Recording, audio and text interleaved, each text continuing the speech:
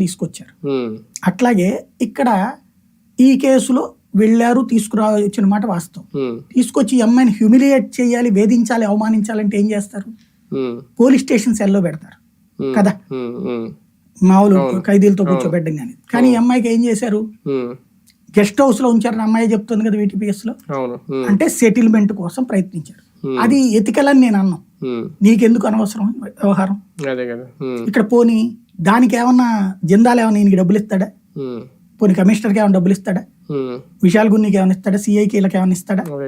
లేదే. జగన్మోహన్ రెడ్డికి ఏమైనా ఇస్తాడా? లేదే. జగన్ పెట్టుబడుల కోసం చేసే వ్యవహారం. పెట్టుబడులకు అమ్మాయి క్యారెక్టర్ ని చెయ్యొచ్చా? ఇది ఖచ్చితంగా చర్చించు. కానీ అమ్మాయిది కరెక్టా కాదా, ఇది కూడా చర్చే కదా ఇష్యూ. ఇక్కడ పాయింట్ అలా ఏంటంటే అమ్మాయి కంప్లైంట్ ఇచ్చింది, నిన్న ఇచ్చింది ఎందుకు? ఇక FIR కట్టకపోతే కథ నడవదు కాబట్టి. ఈ FIR అమ్మాయికి ఎందుకు కావాలి? జిందాల్ మీద ముంబైలో పెట్టినటువంటి కేసు సందర్భంలో కొన్ని సాక్ష్యాలు అవి అమ్మాయి తయారు చేసుకుంది. అవన్నీ కొన్ని ఎలక్ట్రానిక్ ఎక్విప్మెంట్ లో ఉన్నాయి, ఫోను ఇవన్నీ.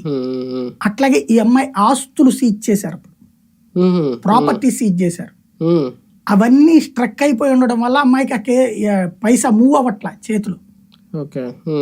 ఇప్పుడు అమ్మాయికి కావాల్సింది ప్రతీకారాలు కాదు, అవి ముందు బయటికి రావాలి. అమ్మాయికి అవి విడిచిపిచ్చి పెట్టాలంటే